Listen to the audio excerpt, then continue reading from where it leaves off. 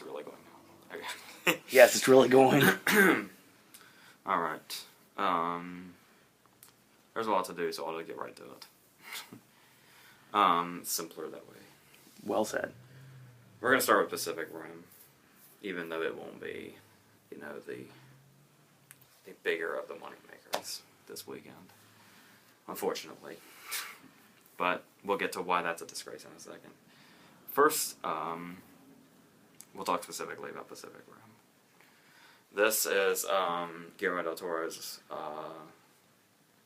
ode to monster movies like the original Godzilla movies and all those other ones. And it basically went from, well, talking on Godzilla, there's like Roland Emmerich's Godzilla movie, and there's like Transformers movies and all those. This is the movie that all those movies were hoping they could be, and beyond.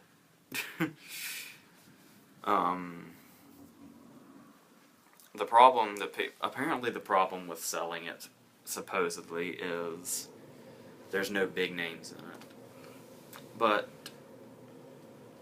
there's plenty of people in it. You just have to know, like, you know, where they come from. Like, yeah. The star is Charlie Hunnam, who is best known for being on Sons of Anarchy, which I don't watch, but I know him from, like, Children of Men and Green Street Hooligans with Elijah Wood. And he's in a movie called, it's a mouthful of a title, 3-2-1 Frankie Go Boom. He's in it with Chris O'Dowd, and that movie's hilarious. And as you probably know, he's like this, I don't know if he's like, well no, okay. The movie starts with him and his brother, because the Jaegers, which are the giant robots, it takes two people to pilot. And he and his brother are the pilots. And his brother, of course, like most older brothers are, is killed. And causes him to go away from this for 5 years. Until the impending apocalypse pulls him back in. That's the first thing you see when you start the movie. It's actually the definition of Jaeger and Kaiju. Yeah, of course Kaiju are the alien things. Well, there's a lot to love about this movie, so, I guess I'll just talk about the, well, first off, the effects are flawless. Yeah. Like, you can tell a lot was put into this. And also what's great is, they don't overdo it with, like, the, you know, everything must be CG thing, because that's just not the Del Toro way, I guess. What I read was a lot of the like really massive sets you see. Any other movie, everything all the way to the sets would have been CG. Just actors and green screen and mechanics. Mm. But apparently most of these massive sets were actually built as we see them on the screen. Which helps a lot with the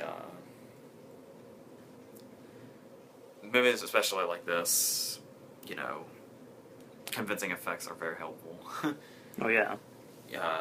I'm sorry to, you know, be a bully to this movie, but I'm looking at you, Wardworthy.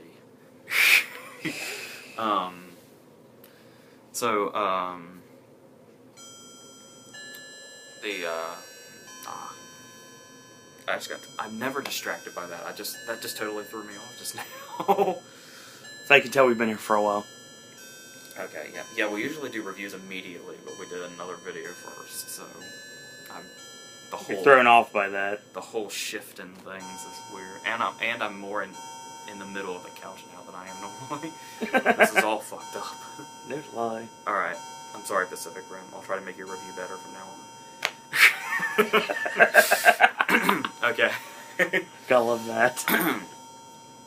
So the,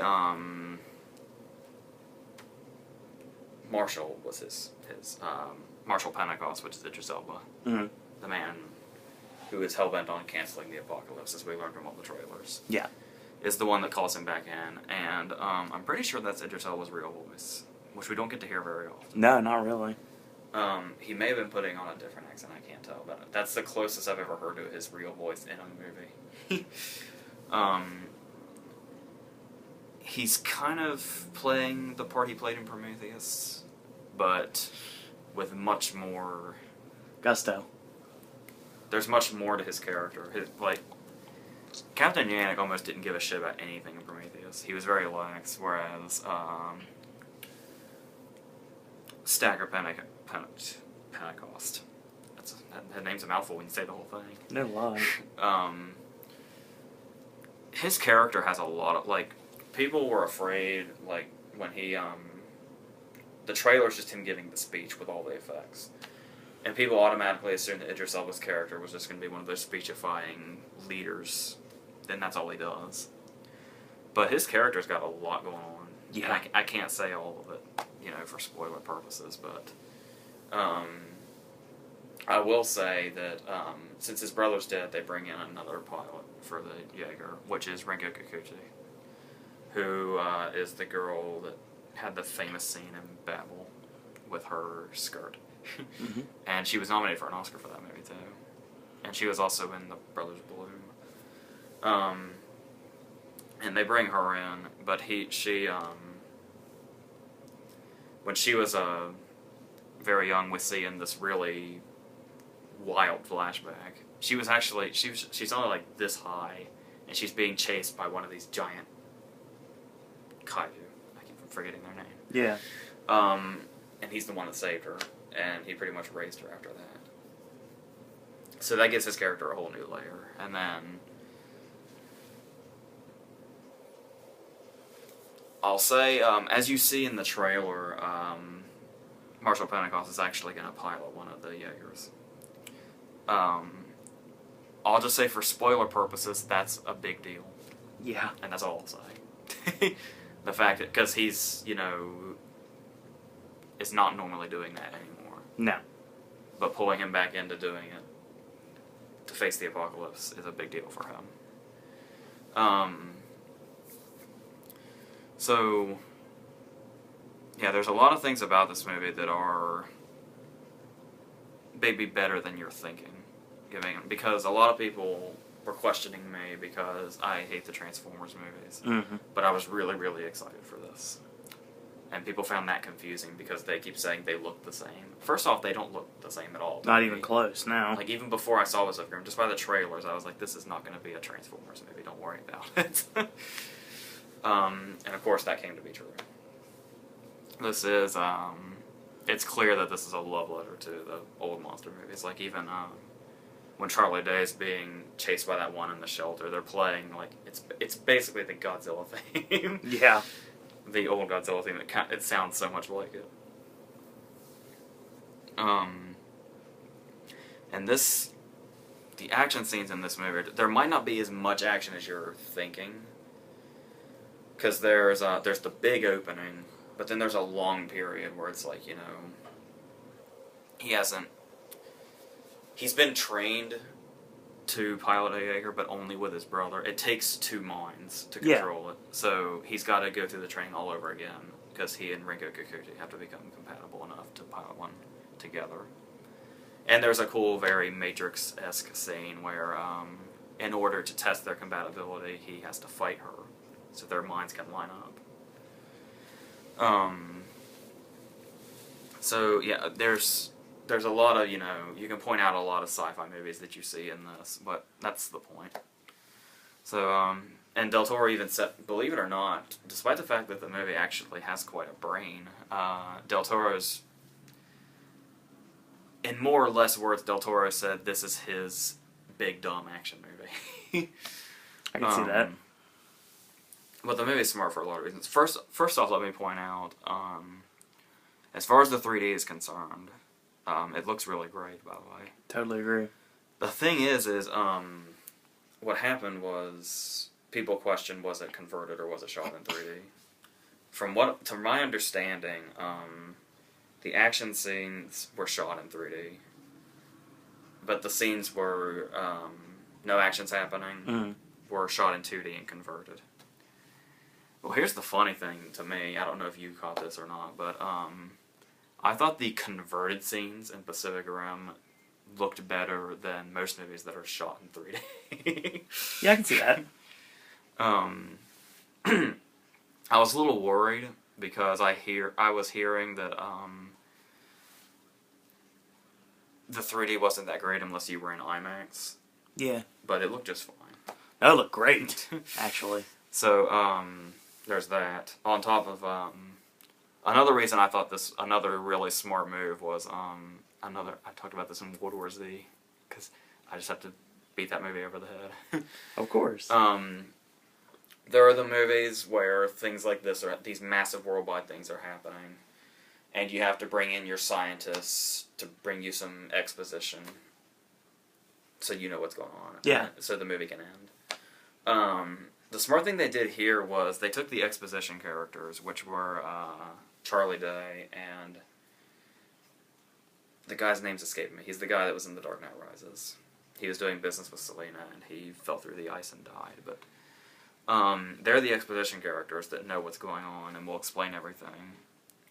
But they're actually really funny and really fun to watch.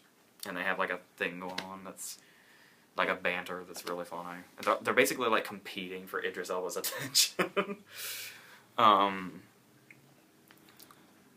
that is a much better idea than to just bring in some boring scientist character to say, well, this is what's happening and that's happening. He's got a very Jeff Goldblum, like, Ian Malcolm-like quality. Yeah, there's some, and Independence Day too. Yeah.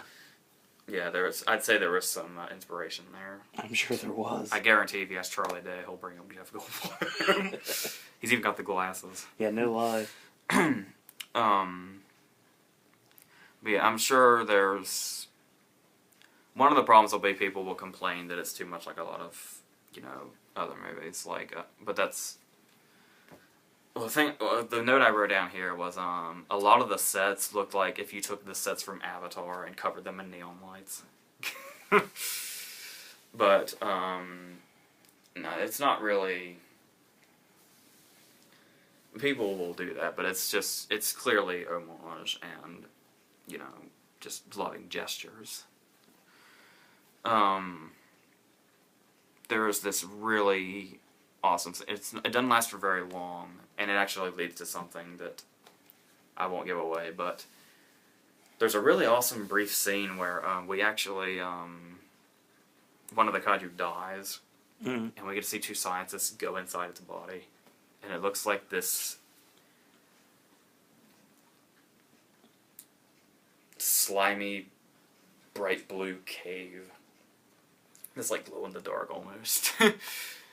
And I'm wondering how they accomplished a lot of this. This is one of those, you can't really do this anymore, and that's the magic of a movie like Pacific Rim, is you can watch a movie nowadays and know how they did it. Like, oh, that's CGI, and oh, this was done by doing that.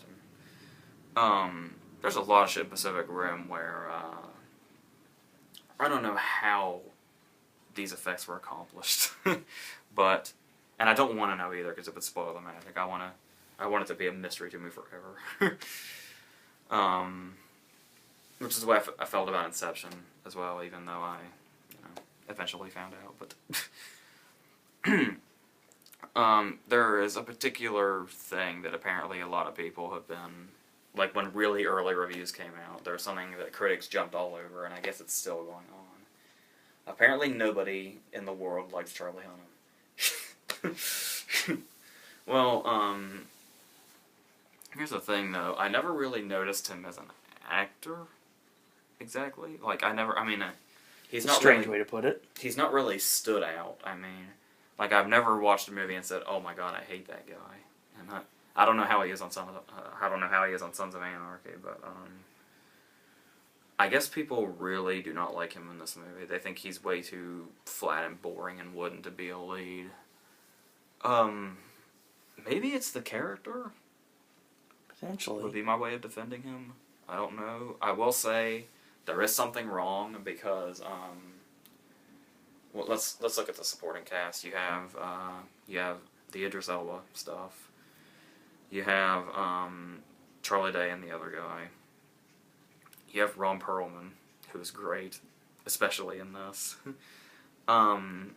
it almost kind of brings you down when we cut back to Charlie Hunnam's character. Yeah. Because it's like, he's not going to be as interesting as all the other people we've been seeing. I said, I don't know. Like, the very beginning, he walks out with his brother, and he's wearing the jacket, and he's like, I forget what he says, but he reminded me of Maverick from Top Gun. Yeah.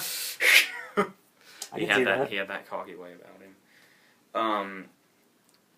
But yeah, before I place any blame on Charlie Hunnam, I'll just say maybe the character just wasn't up to.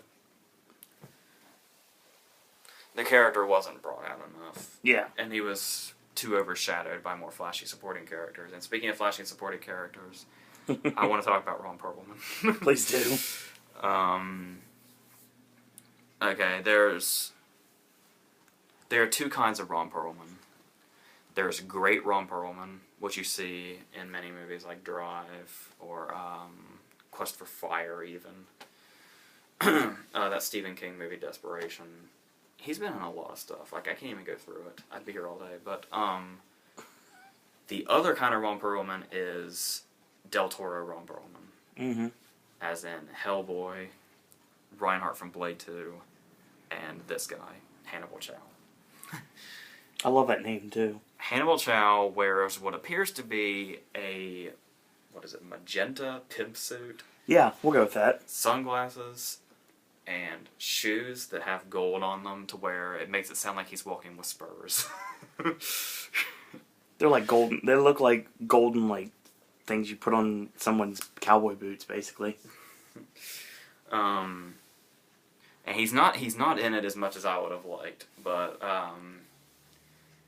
he's great when he's there, and you can't wait. He's one of those characters you can't wait to see him come back.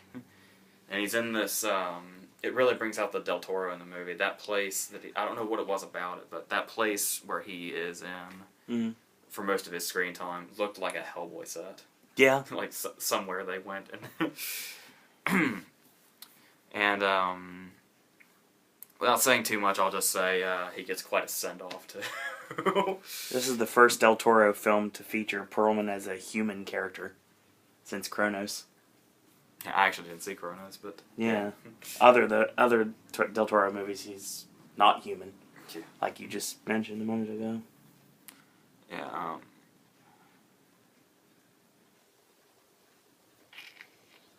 Yes. Oh, shit. I just lost myself.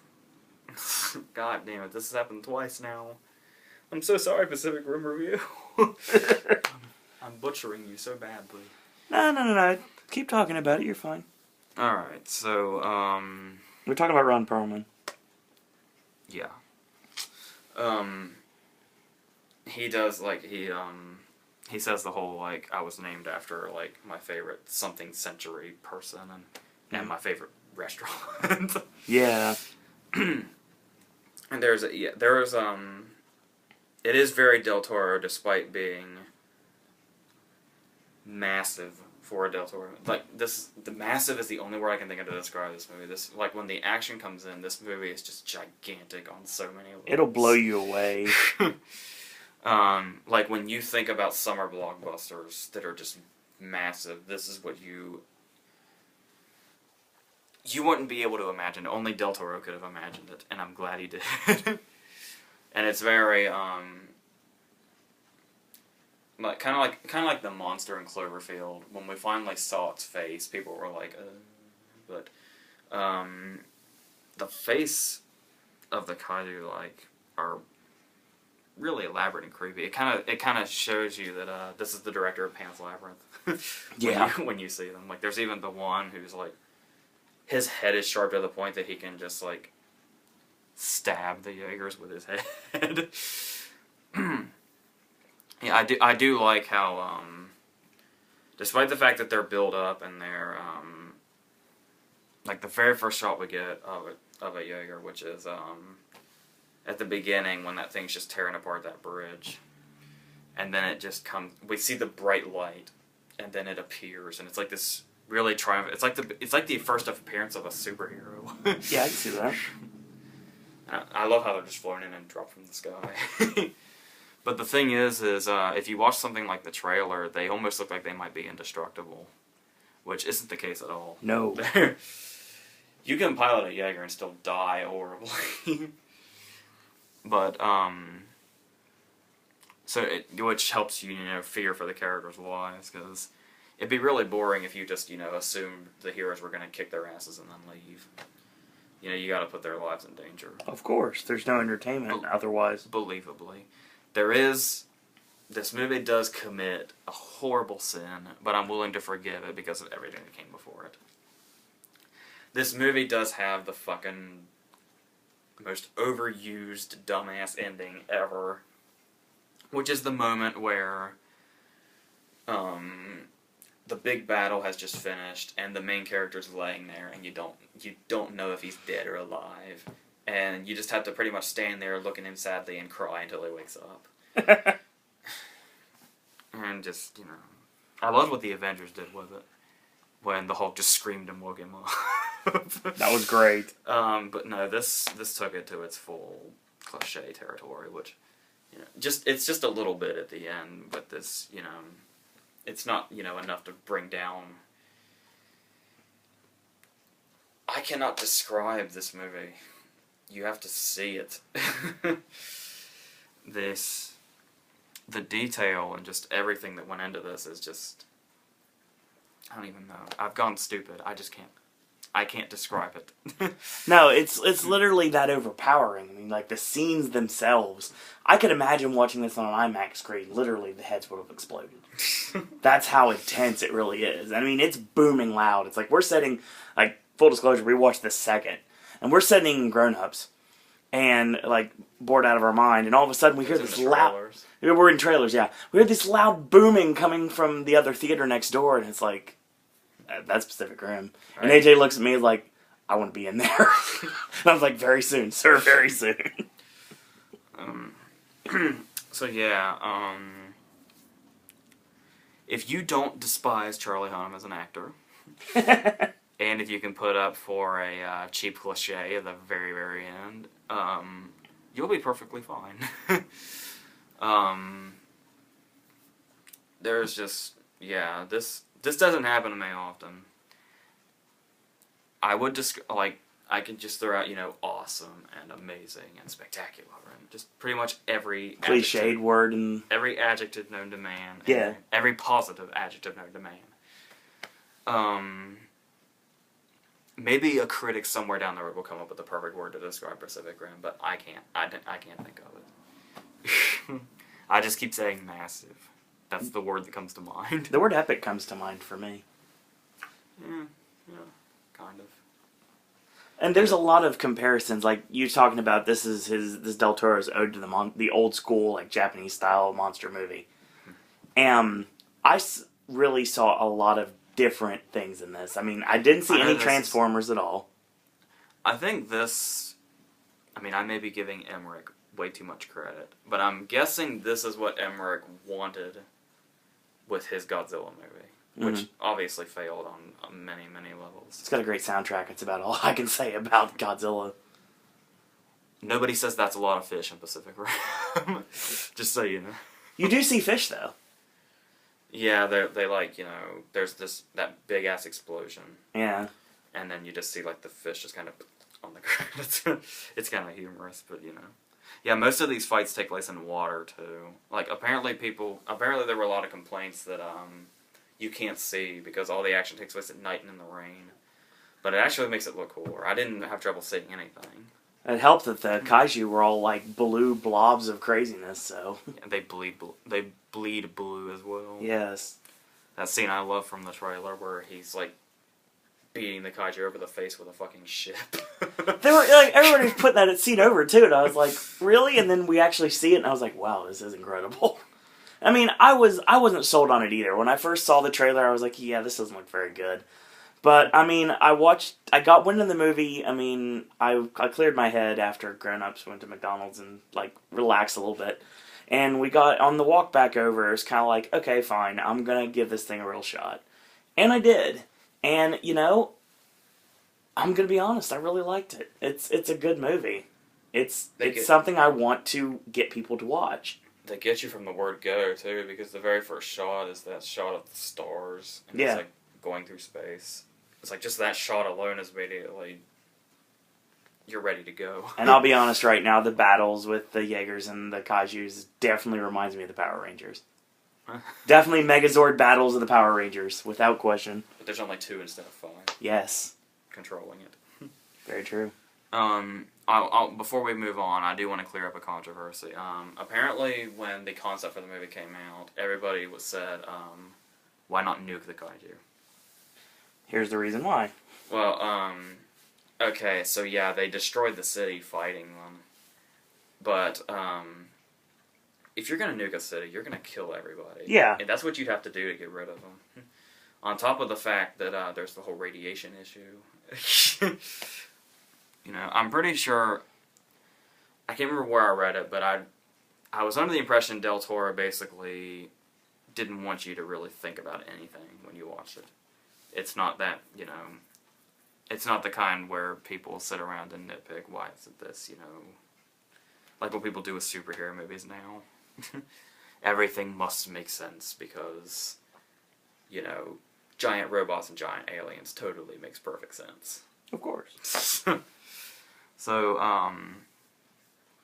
yeah, it's an understatement to say I recommend Pacific Rim. So, and you know, in 3D, if you have that option, it's actually worth it this time, which is rare anymore. I mean, this wouldn't have been a bad movie if we would have had to pay for this movie. We would have got our money's worth. And I didn't think that going in, so this is another movie that really got me that I did not think would. So, yeah, I'd say that's pretty much that. Oh yeah, one more thing. There's an old Sega game from a real long time ago called King of the Monsters. It definitely reminded me of King of the Monsters. I could totally see that. Yeah. Yeah, I remember watching that actually. It was one of the games on Nick Arcade. Yeah. Every once in a while. It was probably on other systems, but Chris had a Sega, so he always played that, and I always saw it. I know it was an arcade console game, too. So it reminded me of that. Yeah, I could definitely see that. And like the Godzilla video game they played that came out on Nintendo for a while. Yeah. When you play King of the Monsters, they play that little rip-off Godzilla thing. Yeah. Alright, speaking of rip-off and any other... Oh, God. any other term like that, we'll go right into the masterpiece that is Grown Ups 2. This movie has got to be... I'd say it's right up there with No Country for Old Men for best movie of the decade. Yeah. I could just see this, like, whenever they show Sandler, I could see the twinkle in his eye that was a reflection of an Oscar coming right for him. I mean, you've got... Many of them. For writing and producing and acting. Well, yeah. All of them. I mean, you got Ben-Hur, you have Spartacus, you have the Ten Commandments. Grown Ups, That's too. Good. Hand in hand.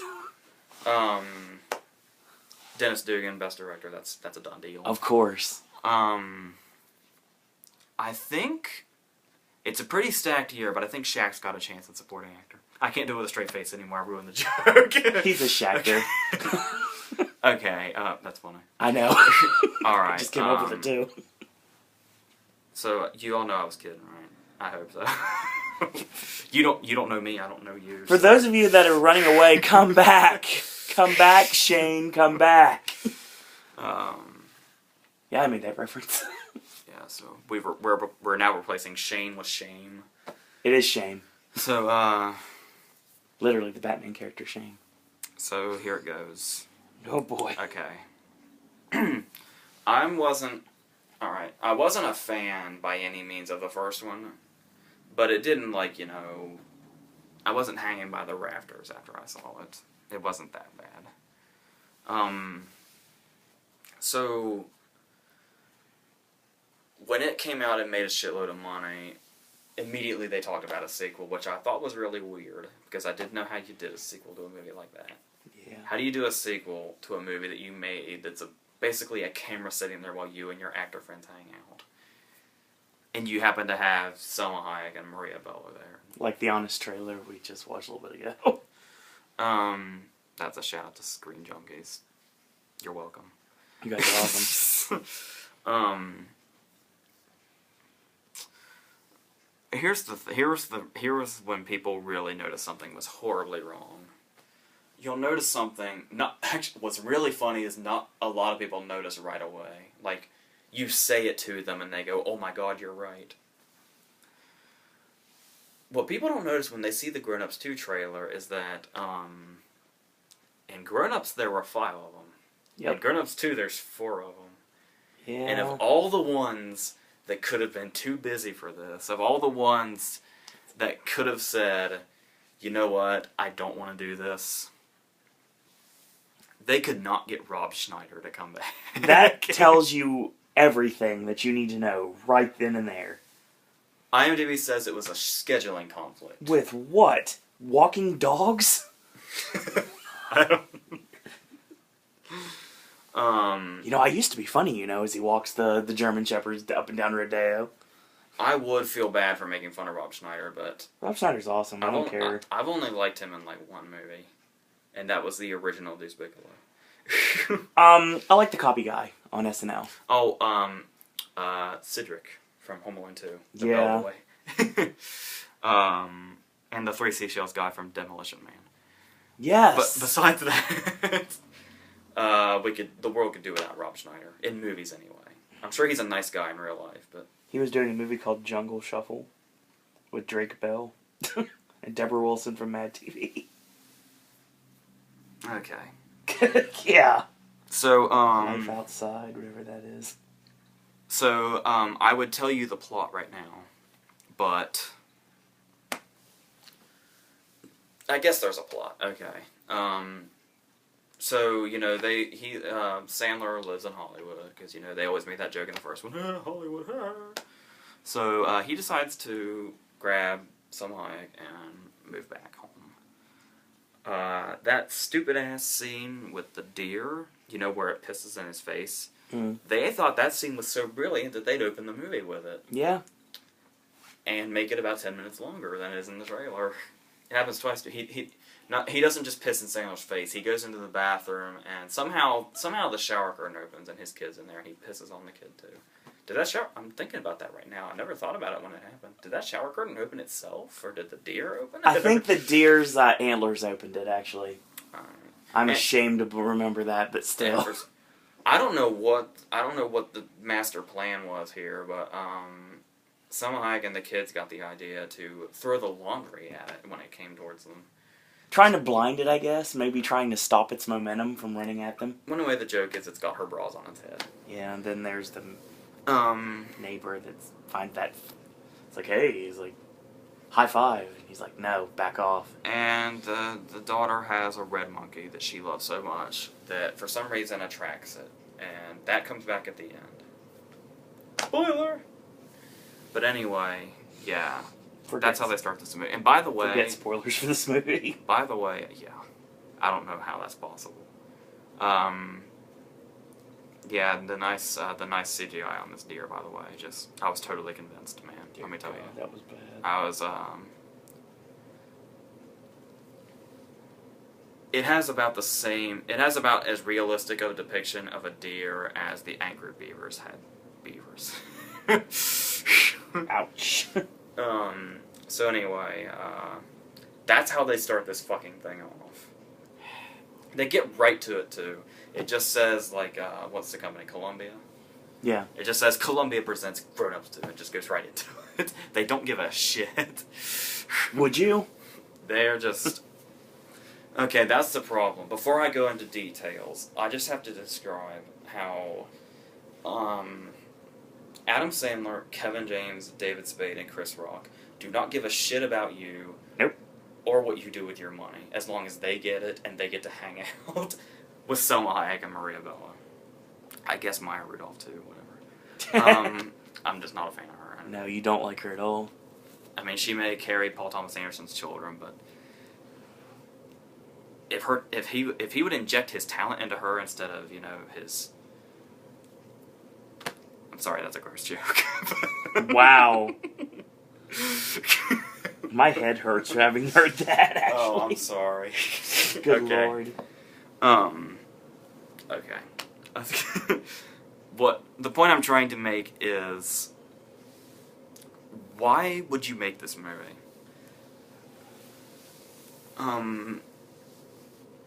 Do you think, think about it for real. Okay. Do you think Adam Sandler and it's Fred Wolf and some other guy Yeah. write this? How does this even have writers credited? What was written?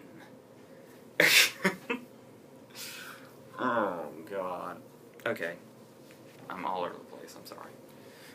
This is another one of those sloppy review videos. One of those things I can see from it before, as you calm yourself for a minute and get you retain your mental faculties. Basically, I look at it from this perspective. This movie's going to make money. Mm-hmm. Right or wrong, it's going to make money, just like the first one did. As we saw, there were a lot of people in there. Yeah, there really were. And obviously, our town's not a barometer about what's going to do well and what's not. Apparently. At all. But, which sucks because I really wish Pacific Rim would do better this week, but it's not going to, at least not here. Hopefully it will in your local cinemas. But anyway, basically you're looking at, okay, I'm going to pay you $20 million. It's probably a lot more than that. It's Adam Sandler. I'm going to pay you $20 million to hang out with 3 of your best friends. We're going to film it. We're going to also put Maria Bello in this movie. We're also going to put Salma Hayek in this movie. And we're going to surround it with a bunch of cameos of your friends. And we're going to pay you to be in this movie. Do you care what it's about? You care what you're doing? No, you just want to hang out with your friends and get paid for it. Not only is the studio going to pay you, but the world is. Yeah, the world's going to pay you, exactly. Okay. We did not pay a dime to this movie, and I'm proud of that. Alright, let me bring up a scene towards the beginning. It's Sandler trying to get on the critics' good side. But, I don't know. It seemed desperate by this point, because it's too late in the game to be self-deprecating. Yeah, no lie. I think this is the first self-deprecating thing I've ever heard Adam Sandler do in a movie. The big thing in his movies is, why the fuck does somebody like Adam Sandler always have a hot wife in his movies? Yeah, no lie. Because he writes and produces them, that's why. Exactly. So, they finally make reference to the fact that his wife is fucking Salma Hayek. And he says, his son is, self-conscious about being fugly. Yeah, that word is thrown out a lot. And he says something about him being fugly. And how his wife is really hot. And it's like, what is this, a Hollywood movie? It's almost like breaking the third wall. Fourth wall, that's what I meant to say, sorry. But yeah, it's way too late in his career to be self-deprecating now. Starting now. If that wink wink would have happened about, I don't know, maybe 10 years ago, I think we'd be fine right now. But,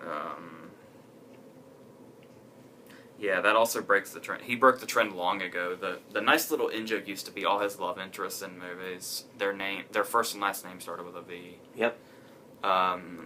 That died long ago. I think the last time that was the case was Patricia Arquette and Little Nicky.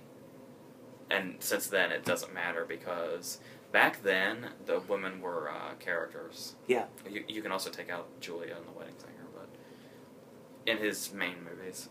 Yeah, The Wedding Singer's too good to be considered one of his movies. No lie. Alright, and while we're talking about him having a hot wife, let's go into what women critics, I guess women audiences don't give a shit. I wouldn't know because I'm a dude, but apparently I can totally see it. That's why I'm bringing it up. Okay. This movie is so incredibly sexist. Yes, it really is. Salma Hayek and Maria Bello are only there to be hot. Mm-hmm. That's it. And that goes right into the scene with John Lovitz. John Lovitz plays a janitor at the workout place who takes over for the instructor and makes them jump to where he can watch their tits bounce and he can see their cleavage, and then he makes them turn around and bend over, which they barely question. Yeah. And he actually makes them, after they're bent over with their asses in his face, he makes them spank themselves. And they're fucking stupid enough to do it. But of course, it's for us in the audience, the guys in the audience to over. Well,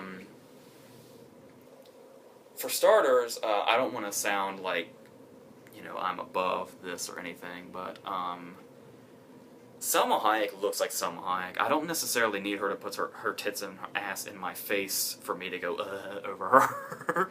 Yeah. Just by existing, I feel that way about her. I agree with that about a couple of people. But,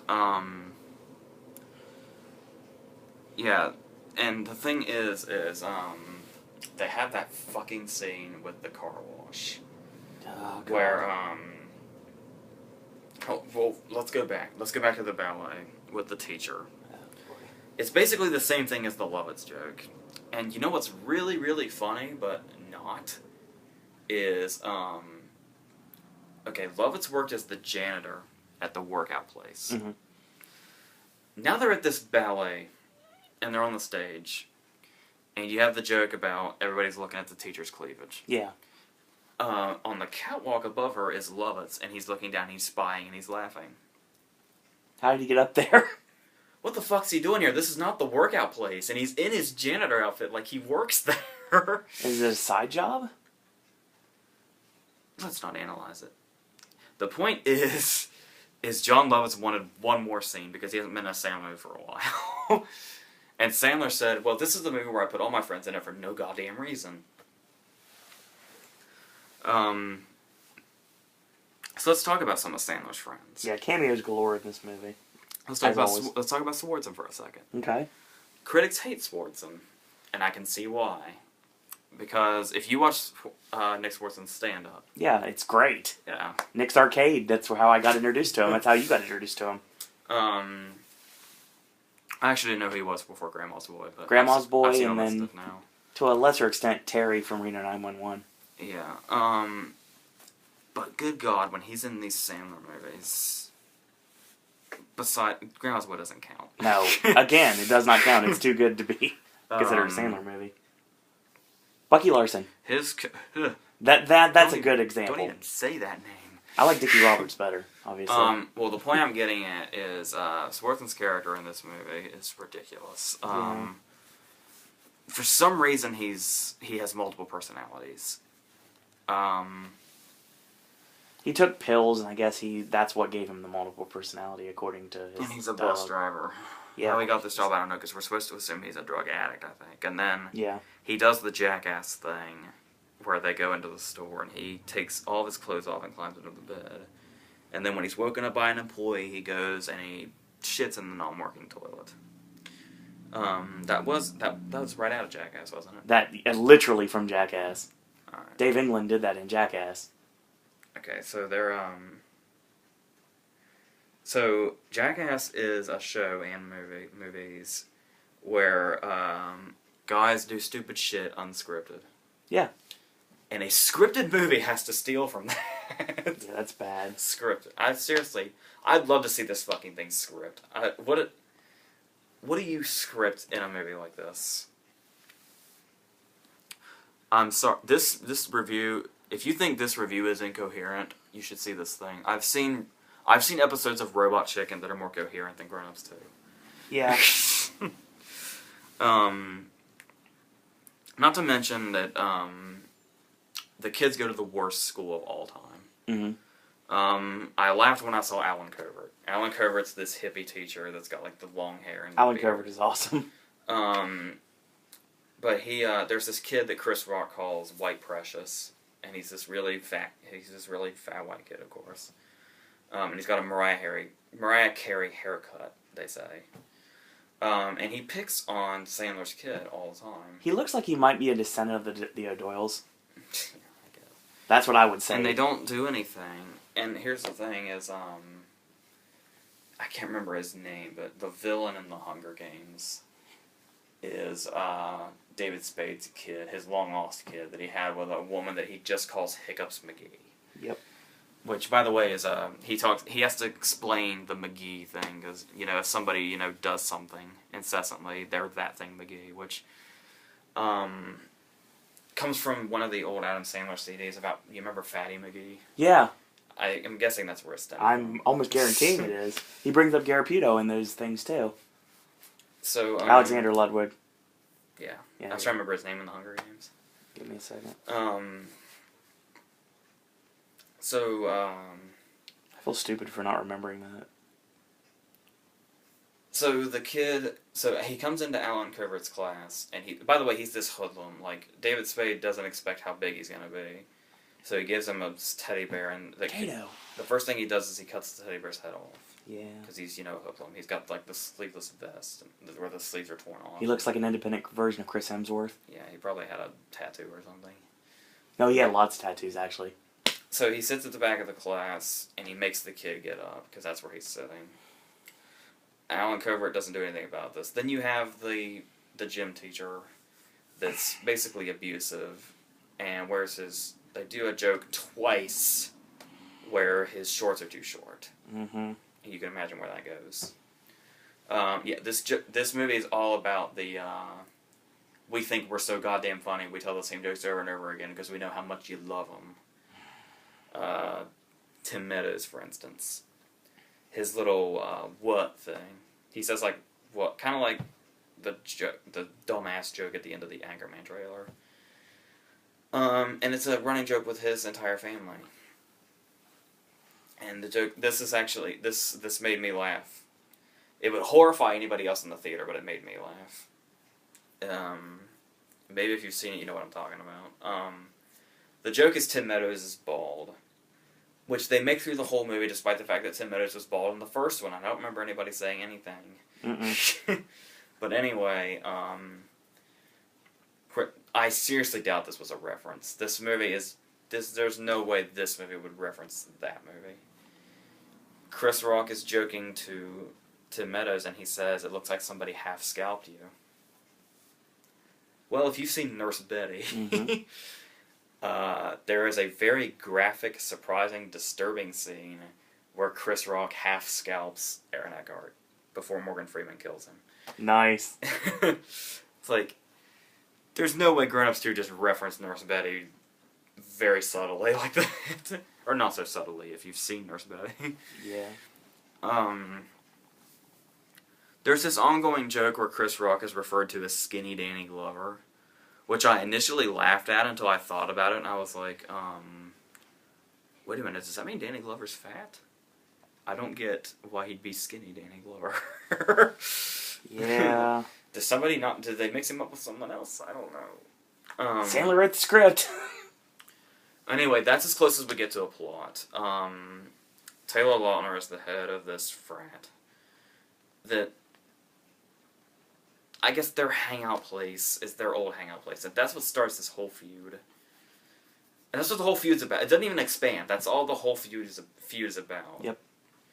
And you'll notice Milo Ventimiglia is the other one. The one that he keeps doing the handshake and the chest bumping with. He's just got, like, blonde hair and you can't really recognize him. Rick Rape returns. Yes. There's so many scenes that go nowhere. Like, okay, maybe this was supposed to be funny at some point, but I didn't think so. But, there's this big scene that's like a huge build-up where Sandler takes his kid to the football field. Mm-hmm.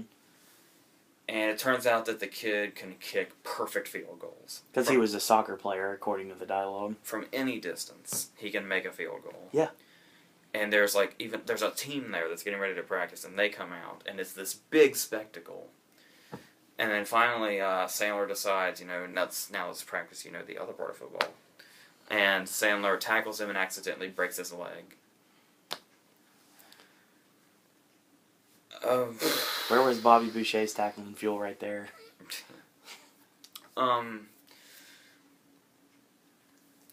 yeah, I guess they try to make jokes out of his broken leg later, but I think the main joke was supposed to be, it leads you to think he's gonna, be this big football player, because the punchline of the particular scene, before we even go into the broken leg stuff later, is after the team is gathered, they're talking about how great it is, and then when Sandler crushes him, the coach says, "Oh, that kid's dead, never mind," and they walk away. I think that was the punchline. But then they had to go into the whole broken leg thing because, the movie has nothing else to do. Literally, the only reason stuff happens in this movie is because there's nothing else for the movie to do. Yeah. It's not going in a direction. It's not trying to do anything. It's not trying to go be anything else. the dinner scenes are really... Remember that really weird thing where it's like... We're at Kevin James's dinner table, Mm. and his kid is eating... I forget what he thinks he's eating, but he's actually eating butter. He thinks he's eating like yellow pudding or something. Yeah, vanilla pudding. But he's eating butter. Yeah. And here's how that scene goes. Okay. We're at Sandler's dinner table, and Selma Hayek's bitching about something. Because that's what the women do in these movies. They bitch because they're women. And they're not letting the boys have any fun. That's why they're there. And then suddenly, right in the middle of this scene, we cut, and we see Kevin James's kid eating the butter. And he's like, this is great vanilla pudding. And Kevin James says, that's butter. And you hear the audience go, ugh. And then we cut right back to the Sandler scene. Okay, we cut back to it like one more time. Okay. What it turned out to be was a very poorly edited montage, basically, of all four guys having dinner. It's just the editor was fucking high while they were doing this, I guess. So we're at Sandler's table, and then we'll cut to the other guys having dinner for like 5 seconds, and then we'll cut back to Sandler. Like, Sandler's dinner table, cut to one of the other guys doing an unfunny joke, cut right back to Sandler, just back in, and this whole scene plays out like that. That scene made no sense to me. I understand that. Alright.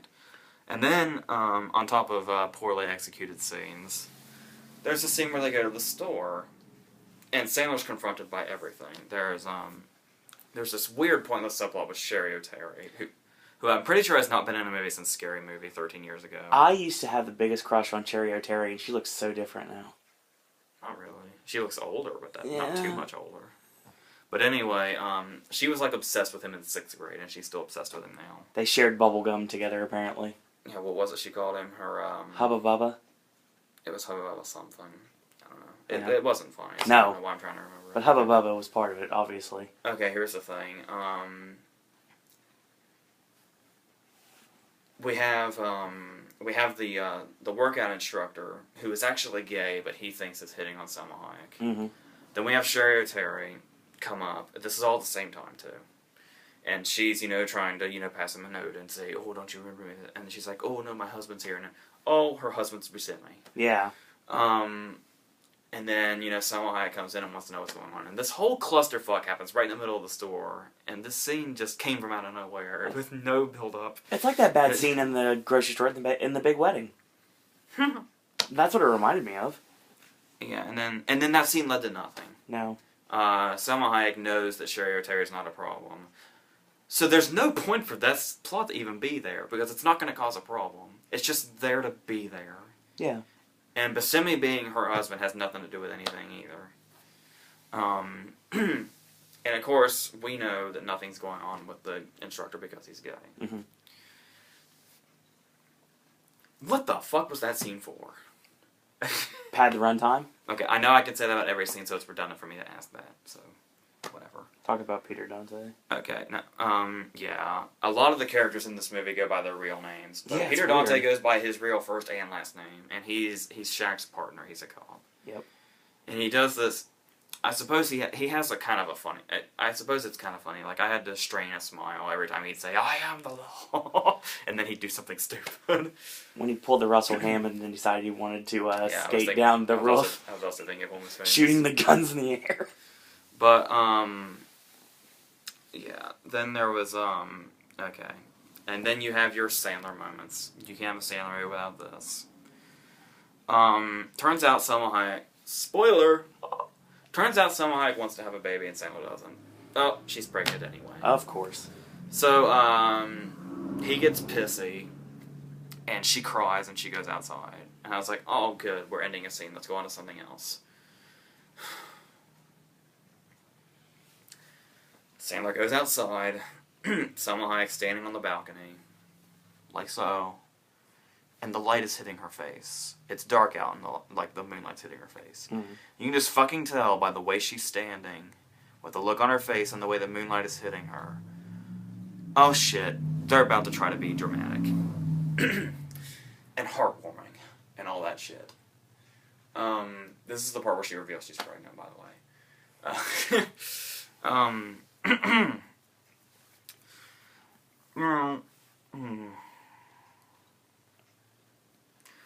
Okay. I have a couple cameos I want to talk about once we get to that. Let me give an example of a possible real life situation, and by possible I mean highly, highly unlikely.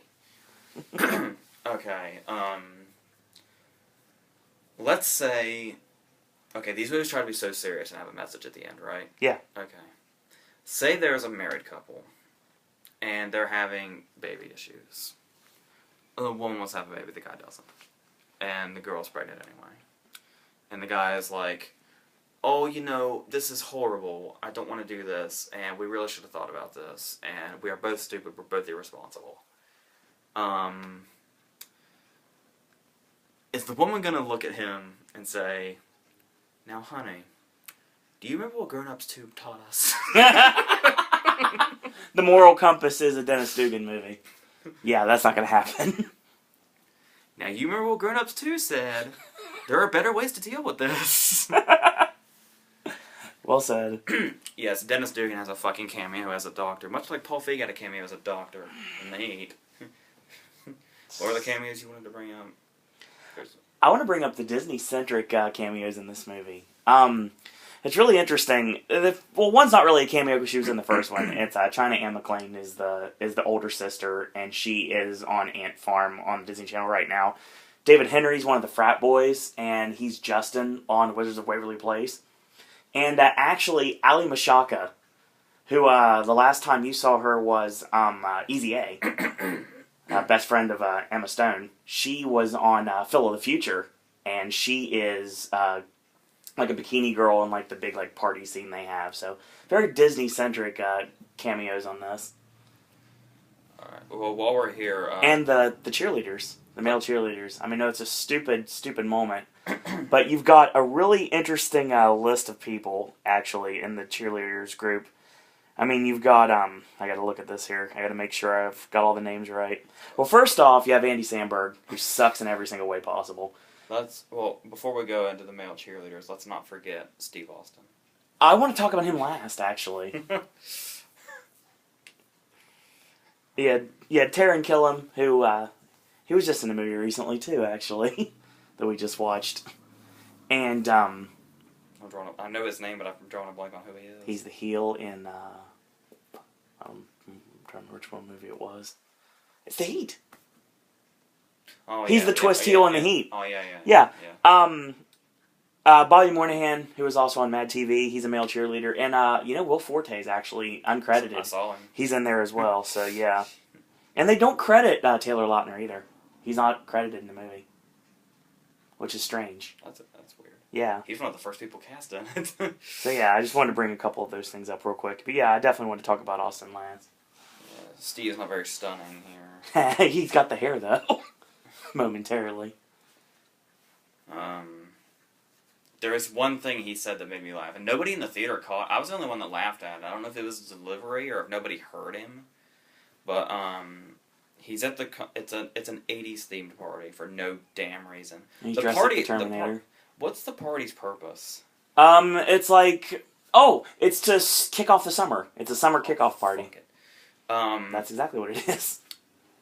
Austin's wearing a wig because he's the Terminator, and Samuel's getting ready to fight him. And he takes the wig off and he throws it at his wife. Yeah. And what happens, I don't know, I guess it was his delivery, but when it happens, he says, "Hold my hair, woman." Hold my hair, woman. I don't know, that delivery just got me, but, Yeah, Will's gonna be very happy with the movies this week. You got Power Rangers references, Steve Austin, I mean, come on. Terminator. So, and as if this movie had a whole lot of nothing going on, enough nothing going on, there's this subplot that's just laid on us at the last second where, who was it? It's one of their daughters wants to be, It's China McClain. It's she's Sandler's daughter. Not Sandler's daughter. It's Chris Rock's daughter. Yeah, that's right. Yeah. Long Day. She's a really great singer, but she doesn't like to sing in public. She just likes to sing in the shower. Yeah. She tells us twice, so we know for sure. To Tim Meadows' son, Bumpty. and then we don't even go there. Yeah, please don't. And then suddenly there's the power at the party goes out, and she's singing, and of course, she's a sensation. And they do this like it's this big payoff to her story. That's what she does on ant farms. I mean, it makes sense. You are defeated. And yeah, the movie ends with a big ass party that lasts for like 45 minutes because they got nothing else to do.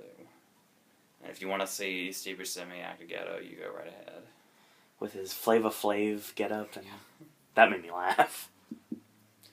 All right. I'm done with this. He's just defeated. Is there anything else? Well, here's the thing. Here's the problem with this movie. After all this, we're going to the problem of the movie. Jesus, this is getting long. This is like Springer's final thought here. This is the reverse Iceman. Okay. I got this vibe with our audience. This audience seemed to laugh at everything. Yep. But here's the thing. Maybe this is directed at YouTube. Maybe you like grown-ups too. So I'm asking you two. Not Bono. You. You two. Nice. Why, okay. We'll go with the deer pissing in his face. Why is that funny? Well, first, just listen. Okay. Everybody laughs like they never saw the trailer. Mm-hmm. When they clearly saw the trailer. Like, when you see Kevin James and Maria Bella pulling into the car wash, you heard a guy on the right go, "Oh, yeah," because he knew the scene was coming with Andy Samberg's ass. Yeah, he wanted to see that for some reason. So, do people really find this funny? Or are people just completely hypnotized into laughing at what they think they're supposed to be laughing at? Like, their minds make them think it's funny, when really they're just like, okay, here's the thing. I don't know if it's... I know me, I don't know about anybody else, but when I was a kid, and I would, like, see kids' movies with other people, I would laugh at shit that was clearly supposed to be funny, but even when I was, like, 10, I would not find something funny, but I'd go ahead and laugh if I was in a room full of people, because it's like... This is what we're supposed to do? Can't beat them, join them. Because, if I don't laugh, it'd be really awkward. Because the movie's trying to be funny. Maybe people think that way and they just don't admit it? It's possible. Because I really cannot fathom the idea of somebody going into this movie and legitimately finding it funny. There's got to be something in their minds that's going on. Yeah. Like, especially when they laugh at shit that's in the trailer that they saw a billion times. Yeah, they've already seen it numerous times. Like, I think it's like they're laughing out of habit. That might be it. And I'm sure they probably can't answer why they're laughing either. It's one of those situations as well. No, that's the only problem though. Is like, you get some analyst of comedy or something. Like, you could get a critic to talk all day about why Chaplin is funny, or for whatever reason Buster Keaton. I was never a Buster Keaton fan. Yeah, you've said that before. But yeah, people can analyze Chaplin movies all day about why they're funny, with situation and circumstance and all that. You walk into Grown Ups, guaranteed the only thing, because it's the only thing you can say. The deer pisses in his face, and the guy laughs. Mm-hmm. You walk up to this guy and you say, "What are you laughing at?" He says, "The deer pissed in his face." And you say, "But why are you laughing at that?" Why is that funny? "Because the deer pissed in his face." That's all he could say. Yeah. If you were to do that. So, I think there are other things going on. I can't seriously fathom people really go to these movies and think they're funny. People that are high, maybe. Drunk or high. Under some sort of a chemical imbalance. I don't know. They're big Sandler marks? But yeah, that's what my brain has gone way too into this, so I'm done with Grown Ups 2. Please. We're over an hour in already, and I got 3 movies to go. I gotta hurry. We still got another review to do tonight. Alright. Speaking of sequels, the next one is the very sudden sequel to the very sudden hit that was VHS. VHS was amazing. VHS went to Sundance, Mm-hmm. and it got bought like immediately, and then it was distributed, and people saw it, and it's really good. It's the best horror movie that was not mainstream of the year. It's really well crafted, and it's a really good idea. And of course, like any other horror movie, whether you're independent or not, you're going to get a sequel. Mm-hmm. This one also went to Sundance and Tribeca. How'd it do there? I don't really know. Like it's got like a lot of people like a lot of people are affected by it. Like there's people that it freaks people out, but I didn't hate it, but it's not. It's not to the level of the original. No, it actually does a lot. Like it does a lot of the things wrong that the first one did right. Okay. The plot this time is there are these two private investigators, and we first see them. They're doing like they get like incriminating stuff. Like they're it's like a guy whose wife is cheating on him. So we see through their camera. It's still all the found footage stuff. Of course. We will see through their camera that they're catching footage of this guy's wife with this other guy. That might be the other way around, but I'm pretty sure it's not. But then once this scene's over, that's just like kind of an intro. Okay. They get called in, and there's a missing teenager. So they go to the teenager's house to investigate, and they find the tapes. Mm-hmm. And there's also he's also doing like this kind of a live feed thing on his laptop that they found too. A nice little thing. The very beginning of the first one, when we see the guys, and they're like, they run through that parking garage, and they like attack that woman and like pull her shirt up and all that. When the woman in VHS 2 is looking on the laptop at all the videos he has that video in the parking garage is one of the videos on the screen. Nice. Which is the only callback to the first one. Really? That's not good. Besides, the setup. I guess the best thing to do would just be review each segment. I'll go ahead and do I think tape 49 is what the wraparound story is called. Okay. Well, first off, they did something with this one that I thought the first one did well. I don't really like they did with this. I mean, I know it's a wraparound story, so it makes sense to end on it. But I kind of like that in the first one, it's really creepy because the wraparound story in the first one ends, and then the last tape plays by itself. That was awesome. And that's how the movie ends. The wraparound story is actually the last part of this movie, but pretty much to say anything about the wraparound story would be a spoiler, so I'll just say I don't know what the fuck was going on, and I don't think I like what was going on, whatever it was.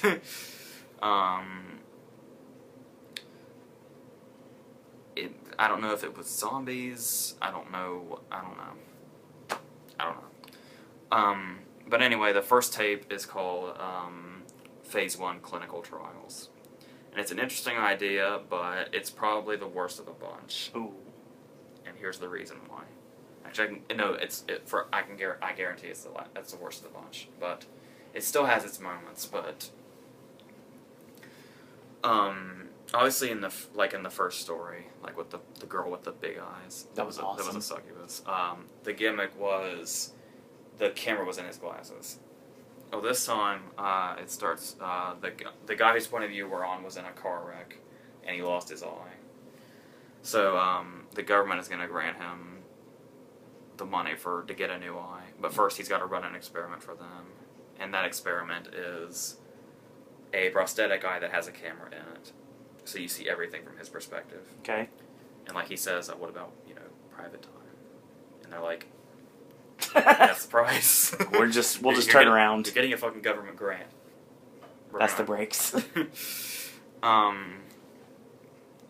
So it's an interesting setup, and they stick with it too. Because I was actually watching for this. Every now and then the screen goes black for like half a second because he's blinking. Yeah. Nice. And there's this really cool shot where a girl comes to the door, and we see from his point of view, and he looks at her through the peephole. And I don't know how they got this shot, but it's impressive. The camera zooms in on the peephole and then goes through the peephole, and then we see her through it. I don't know how they got that shot, but that's an awesome shot. That's great. But here's the problem. This could have a lot of effectiveness. Because the problem is, and they tell him, the girl has problems with this as well. The problem is that he's may or may not be seeing things. Like he sees like this dead girl and this bleeding guy, but they just appear. Which maybe they're really there, or maybe it's a malfunction in the thing. The trouble is what's great about found footage movies is there is a rarity of jump scares, which obviously knows the ultimate horror movie crutch. Yeah. The problem is okay, think about how freaky this would be. Imagine a scene is happening, and then suddenly you just see something in the background, or something's like right here. That'd be freaky as fuck. Yeah. Like, okay, let me tell you how the scene plays out. He's playing video games, and he puts the controller down, and he goes into the other room. But then when he comes back, the controller's like in a completely different place. And he goes and he turns to go back into the kitchen, and the vision of the bleeding guy is right there in front of him when he turns. If that just happened with no sound, except maybe him like screaming and jumping back. That's intense. Himself. But it happens every single goddamn time too. Every time he sees a vision of these things, you get really fucking loud noises that go off. Like it almost sounds like maybe it's not a score, but like something malfunctioning really loudly. And it happens every time. Like there's even a moment where he's talking to the girl, and then suddenly there's a fat guy outside that she says is like her uncle or something that died a long time ago. But she says like, don't acknowledge him or he'll only get more powerful and more deadly. Well, if the guy were to just appear at the window, without anything indicating it, like you just saw him after a while, that'd be freaky as fuck, right? Mm-hmm. But no, as soon as he appears at the window, a loud fucking noise. It's like Brick Tamla made this movie. Loud noises! Which sucks because some of this has, okay. There's one effective scene in this movie, and they fucked it up. And it's really fucking creepy. He goes into his bedroom, and there's a shape under the sheets. Like there's somebody underneath. Mm-hmm. And he walks in, and he really, really slowly approaches the sheets, and then he rips them off, and nothing's there. It happens again later. There's the girl that he just banged the night before, who's in the other room, and he comes back out, and the form's under the sheets again. And he calls to her to make sure it's not her, but he didn't get an answer. So he goes over, and he rips the sheets off, and of course you expect nothing to be there. The scary part is that the girl in his vision is under there. But they fucked it up. You know how you know the girl's under there? Loud noises! Oh, dear God. She couldn't have just been there and freaked you out. No, they have to deafen you while they're at it, because that's the scary part. Made all the more worse after all the praise I gave Halloween last week for doing the opposite of this. No lie. But that's the basics of that scene. I won't spoil any of them. That's the basic layout of that one. I'm reading it right now, the actual story on Wikipedia.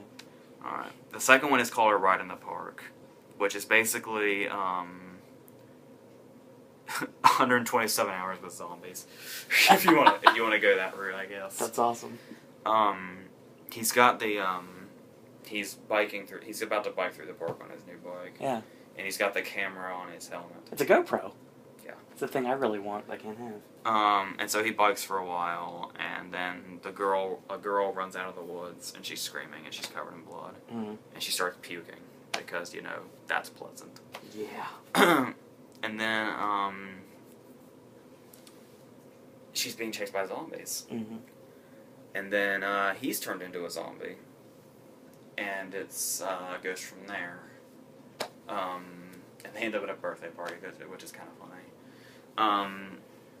I will say World War Z should take note. The zombies are actually really creepy. Like this one does not rely on loud noises, which was a relief. Like a couple comes to help him after he's been bitten, but of course we can't see if he's changing or not because we only see it from his perspective. We only see like his hand laying there from where he's on the ground, and then he attacks the guy. He bites the girl and then he attacks the guy, and the girl like runs off to get help. Yeah. And right in the middle of him like eating this guy's inside, the wife just casually comes walking back as a zombie. Nice. And they both eat him. And then they all walk into the woods together, and that's where they end up at the birthday party. And at the birthday party, all shit breaks loose. There's a particularly funny scene where he gets stabbed in the head with a meat fork.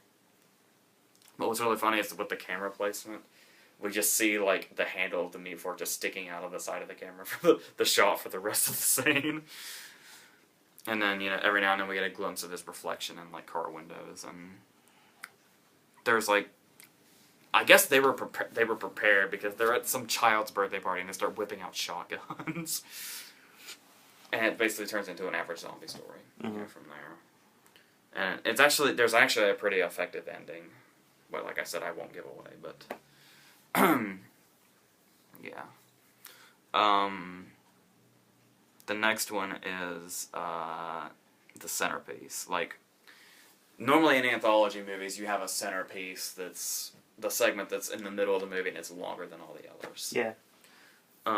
This one is called Safe Haven, not to be confused with the Julian Huff movie. It's really weird. It goes into so many different places. Like, this movie starts, this segment starts in one place, then goes in another direction, then goes in a totally different direction, then ends up in a totally fucked up place. You have no idea where this story is going to go, which tends to make it the favorite of the movie, the favorite segment to most people. But it basically starts with them look. It's kind of like the plot of Sound of My Voice, the Britt Marling movie. They're just investigating this cult, but this place is all fucked. And it has the last line of this segment is probably the most popular line of the movie. It's everybody online's talking about it. It's just one word, but in context. I'm looking at this. That's funny. But yeah, it's also the blood. It's like all kinds of shit goes down. Like there's mass suicide. A dude explodes literally, just completely. There's a birth. This thing just goes into all kinds of places. It's really fucked up. The trouble with Safe Haven was we get a lot of shots. Like we get it from different cameras, and it's hard to tell whose perspective you're getting it from most of the time. So it was hard to kind of keep track of who's who and who's dying. So, you know, that's generally the favorite of all the segments to most people. I don't really have a favorite one because I'm not, you know, big on the movie in general. The last one is interesting enough. Maybe the last one is my personal favorite, but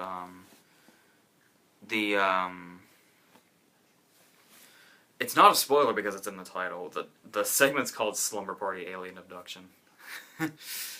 And it's the parents have gone on vacation and the kids are at the house alone. And of course, the sister has the douchebag boyfriend that comes over with his expensive car that, you know, his dad paid for or something. And he bullies the younger brother and his friends, and then aliens come and fuck things up. Like, there's a particularly eerie shot where, what they do is they keep the camera attached to the dog's collar, and it just walks around and records shit. But every now and then they hold it, and the kid ends up getting pushed in the water, and he's in there, and then suddenly you see, like, this alien just kind of floating in the water staring at the kid, and then he's, like, the boyfriend jumps in, and he's only there for like a second, almost like you're not sure if you really saw him or not. Mm-hmm. And despite the fact how ridiculous they look like the aliens in Signs, basically, you know, it does have some creepy moments, like when you see like there's shadows in the glass doors, and the lights keep going off, and you hear like this horn, and it's creepy. And but the thing is you need a great finale, like the haunted house in the first VHS. Oh yeah, that the haunted house in VHS is fucking wild. It was a wild ass ending. The Alien Abduction does have, you know, an effective ending. As a dog lover, I wasn't big on it, but you know, yeah. I'll leave that at that. But you know, it wasn't really. Obviously, you know, it's not the exact finale because the wraparound story does finish it off. I will say VHS 2 broke a horrible rule. I cannot forgive this. A great advantage that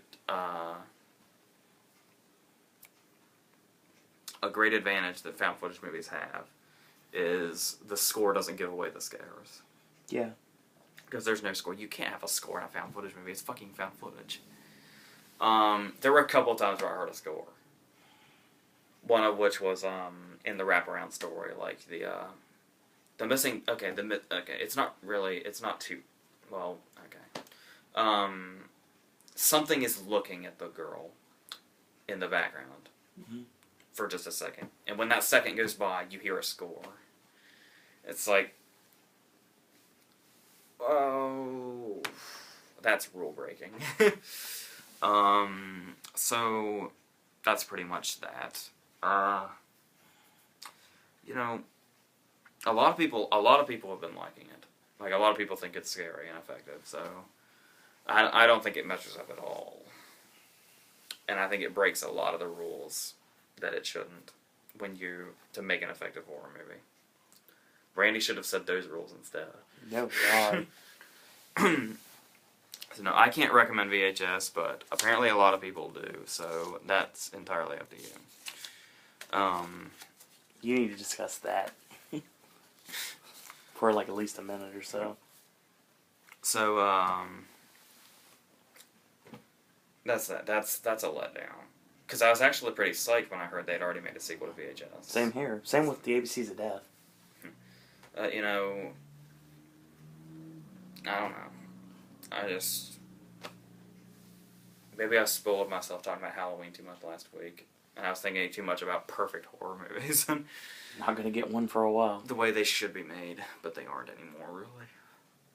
It's horrible. Alright.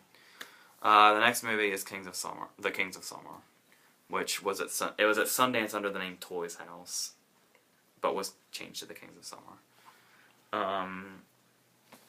Basically, it's, the trailer called it a mix of Stand By Me and Superbad. I got the Stand By Me vibe, I don't get the Superbad vibe. No. But, there's Nick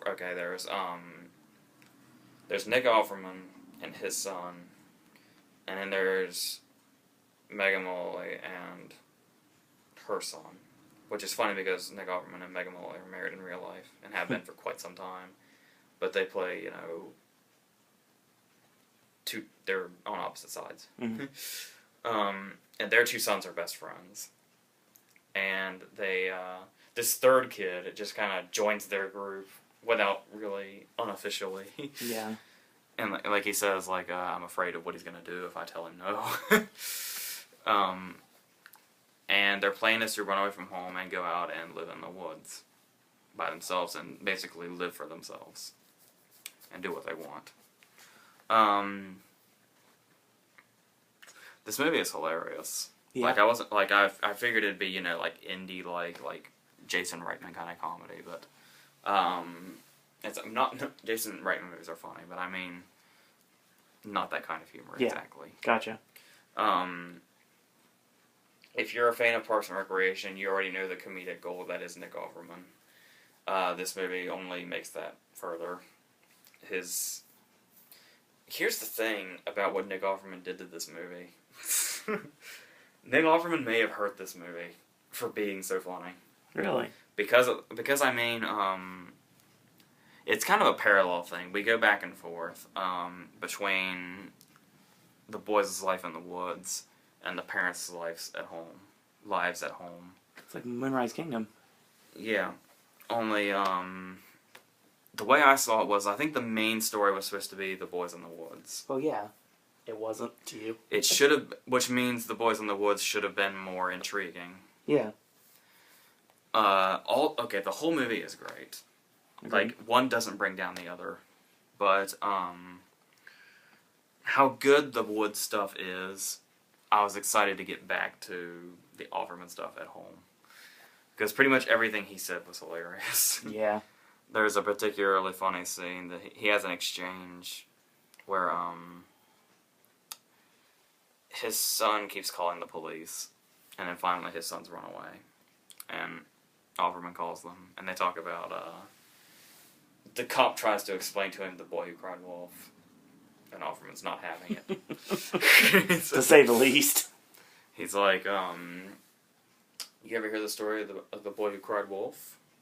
He's like, the boy who cried what? Wolf. Fuck you. And then they go through that exchange again, but instead of fuck you, he says, get the fuck off my porch or I'll kick your dick in the dirt. That's one of the first lines in the movie, too. That set the tone right there that it was going to be laugh out loud funny. And it's consistently hilarious, too, through the whole Yes, film. it is. And then there's this running joke with Monopoly, where Offerman loves to play Monopoly with them, even though it always breaks out into a fight. Yes. Like and then when he runs away, he takes the Monopoly board with him. And then later on, when they're searching, he finds the train piece. He's like, this isn't just a Monopoly piece. This is my piece. He's taunting me. And then the cop says, whoa, it's like the Zodiac Killer. I think we might be the only people that laughed at that line. Yeah, and it's, it has its really touching moments, too. Yes. But the trouble is, I thought this was going to bring it down a little bit, and it kind of did. The story was great the way it was, but then for some reason, right in the middle of it, they bring a love triangle into it. I knew you were going to go there. And that kind of sends it in a direction you didn't really expect it to go, but not necessarily in the good way. Like, it's like this is, there's a problem with originality lately. It seems like every time a movie is original, and there's like, it's succeeding in being original, for some reason, for plot purposes, they have to throw in some contrived cliche. Yeah. It's like,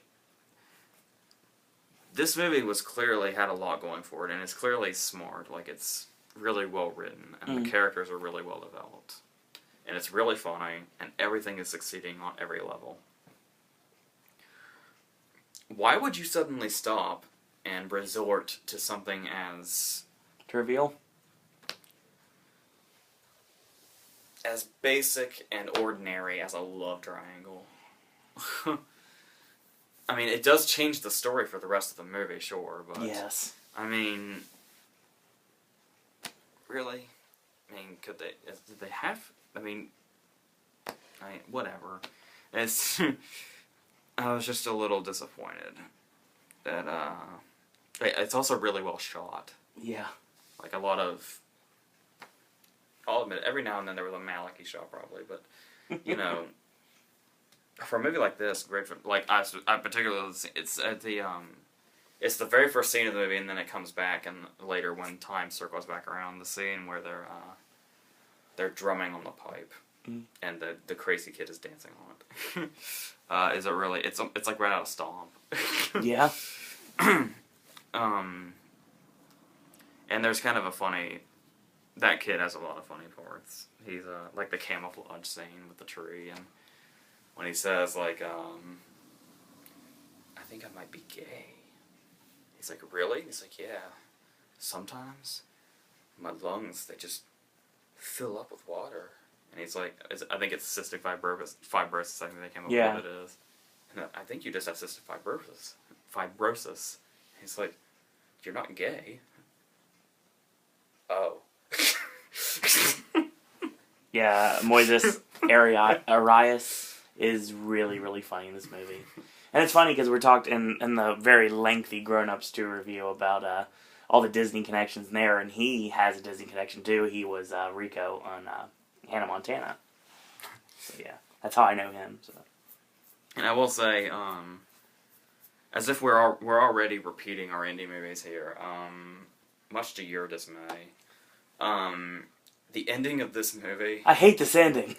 The ending of this movie is the ending to Mud as well. Can I steal from the Duke and say, I don't like this ending? But did you notice that? Yes, I did. The ending of the Kings of Summer is the ending of Mud. The thing about it is, though, in the Kings of Summer, it's a lot more pronounced. In Mud, it's easier to avoid. Regardless... It's the same thing. Regardless, a snake bite is a big deal. Ugh.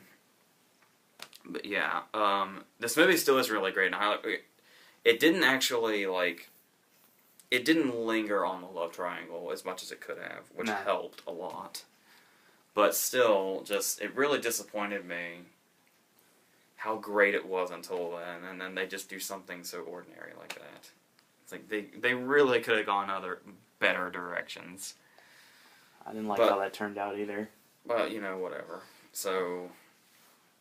I'm very dismissive. I'm whatevering a lot of things. Yeah, I still highly recommend it, especially for Offerman. Like, I'd like to see him like get a spirit nom or something. Be nice. I could see it happening. I thought very possible.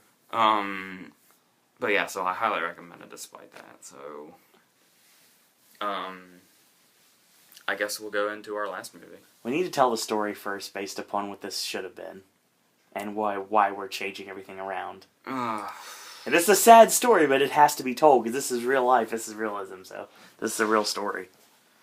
Well, we go to see The East, the one with, it's the guy that did Sound of My Voice, and it's Britt Marling, Alexander Skarsgård, and Ellen Page, and Patricia Clarkson. And they, and that guy from Evil Dead. And they,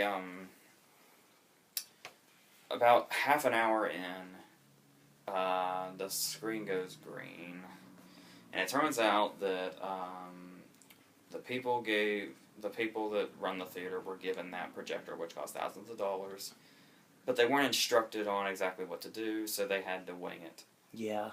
And something went awry. Mm-hmm. And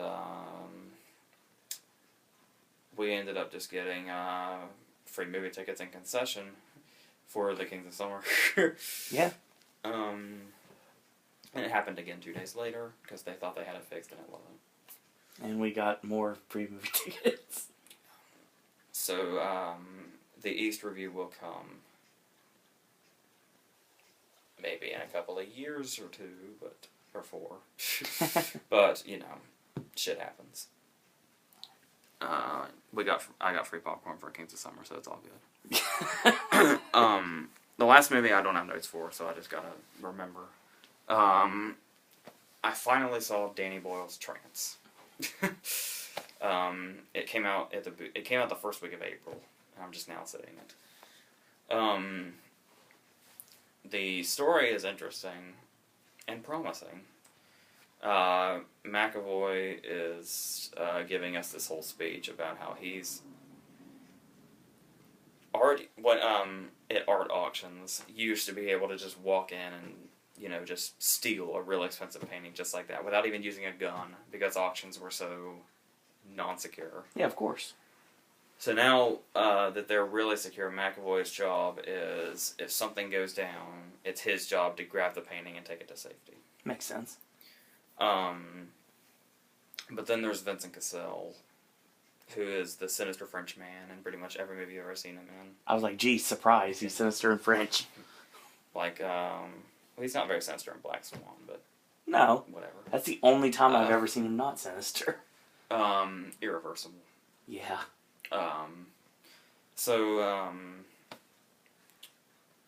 Vincent Cassel, I don't know if he is one of those people that he's like runs the auction, Mm-hmm.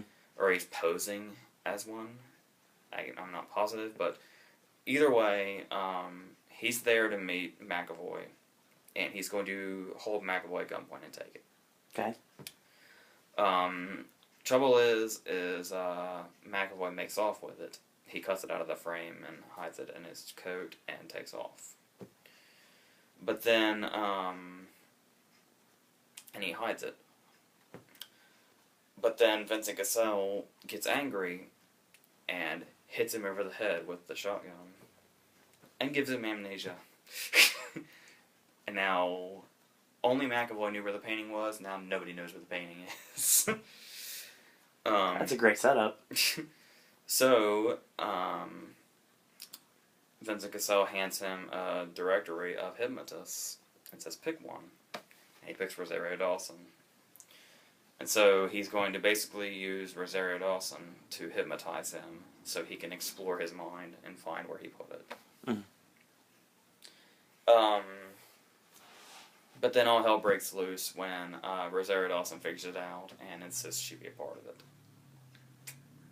That's also kind of where the movie lost its promise a little bit, but there were times where it managed to bring itself back. Mm-hmm. Like, apparently this movie did not get a good reaction. Apparently not many people like it. But, yeah, it's constructed a little incoherently. Like, some stuff's really good, and then other stuff is like, why is this here? And then other stuff is okay, and there's some what the fuck stuff. But you got all your... It's that frenetic Danny Boyle thing going, which some people think is too much, but I always liked. Like Slumdog. Like the opening scene of Slumdog. In 127 Hours. Yes. And, I guess that's going to be his thing from now on. 20 Days Later and Trainspotting were relatively calm when it came to direction. Yeah. And Shallow Grave. The beach was pretty wild. That might have been where it started. The whole video game scene. But, anyway, so it's actually pretty violent at times. Like, there's a thing where they're, like, digging under McAvoy's nails trying to get him to confess where the painting is, even though he literally has no idea. Mm. He has this dream where he shoots at Vincent Cassell's guys, and it's really fucking weird. He shoots Vincent Cassell in the head, but Cassell keeps talking to him despite the fact that this entire part of his head is gone. And it was just a dream sequence, but it was weird. It's crazy. But yeah, I didn't hate it, but I mean, the ending is kind of... It's got a few endings, and none of them are really that satisfactory, but it keeps you intrigued enough. Like, you're willing to watch it to see where it goes and what it's gonna do. I'll go ahead and mention this, because it's the talk of the town. What's made Trance really famous is a surprisingly graphic full frontal nude scene by Rosario Dawson, where she whispers in McAvoy's ear, "I know what you like." She goes into the bathroom fully clothed. We hear a razor, and she comes out with not a single stitch of clothing. And we get the shot a couple of times. If you're a Rosario Dawson fan, I'm sure that'll bring you in.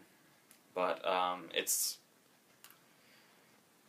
very, like I said, every now and then it brings you in for most of it, but every now and then it might lose you. Like, there were some plot points where I was like, well, this is kind of bullshit. Maybe it'll get better. And sometimes it would get better, sometimes it wouldn't. It's kind of there. If you have the patience for a movie to pick itself back up if it falls, then you might be okay through Trance. But it's not getting a good reaction at all. Hardly anybody is digging it. So, yeah, I don't like the ending, any of them. There's like 3 endings. I don't like any of them. So, but there are enough, there's twists and turns and all that shit. Mm-hmm. That you don't really... Yeah. it's intriguing enough. It'll be, it keeps you going. There's not a time where you go, well, if this were to end soon, that'd be great. It's not one of those or anything. That's always good. Alright. I think that's about it. I guess I'll touch on, this will just take a second. There's no reason to put it in the title or anything, but I also saw Kevin Hart's stand-up documentary, Let Me Explain, where the first 10 minutes is scripted. It's him at this party, and everybody's like addressing him about the shit that's going on in his life, and it's bugging him because people don't really know what they're talking about. They're just like, pointing fingers and saying shit because he's a celebrity, and he's like been divorced and he had a DUI, and so finally he just says, that's it, I'm going to go to Madison Square Garden and I'm going to explain everything. And I'm like, dude, you can't just walk into Madison Square Garden and perform. But of course, Kevin Hart did a real show at Madison Square Garden, and that's what we see. Of course. And it's a really funny show. He, every now and then he kind of lost me, and I was like, oh, this is a little redundant, and all that joke's been played out by like Eddie Murphy and everybody. But for the most part, it's hilarious. And Kevin Hart's one of those people that had to grow on me, but he has since grown on me. And it's actually a really nice moment where after the show he says he has one more thing to say from the heart, and he goes into this tearful thing about how he's one of few comedians that have actually been able to have a show at Madison Square Garden, and how huge that is. And then he tears up and everybody's cheering, and it's a nice moment. All the dumb shit you see him doing, like around different countries, in the trailer is all end credit stuff. So it's literally just that beginning with him at the party, and then the rest of the movie's the show. So I check that out if you can find it. So next week is busy too. Oh God. We have The Conjuring, which you're so excited for. Oh yeah. We have R.I.P.D. Yeah. Red 2, and Turbo. And who knows, we're getting anything in maybe Stories We Tell, possibly. Maybe Much Ado About Nothing. That might be a couple of weeks off, but we'll see what happens. So until then.